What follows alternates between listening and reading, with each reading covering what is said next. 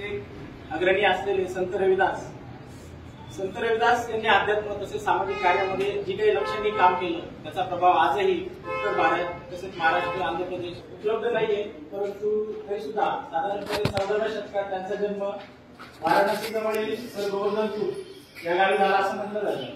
त्यांचे वडील रघुराम तसेच आई गुरुगिरिया तपस्वी यांच्या सानिध्यात असल्यामुळे रविदास यांच्यावरती अध्यात्माचा फार मोठा प्रभाव झालेला होता. वयाच्या 12व्या वर्षी त्यांचं लग्न लोणादेवी यांच्यासोबत झालं. त्यानंतर त्यांना कालांतराने विजयदास नावाचा मुलगाही झाला.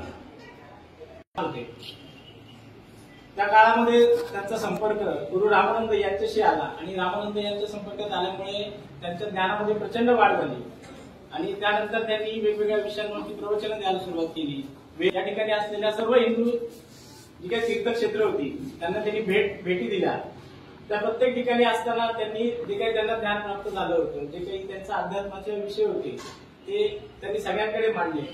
त्या काळात असंही म्हटलं जातं की त्यांची भेट शीख धर्माचे संस्थापक गुरु नानक यांच्याशी झाली होती आणि त्यांचाच प्रभाव कदाचित त्यांच्यावर असावा म्हणून गुरु ग्रंथ साहिब यामध्ये संत रविदास यांच्या 41 कवितांचा समावेश आहे आणि त्या आजही फार लोकप्रिय आहेत.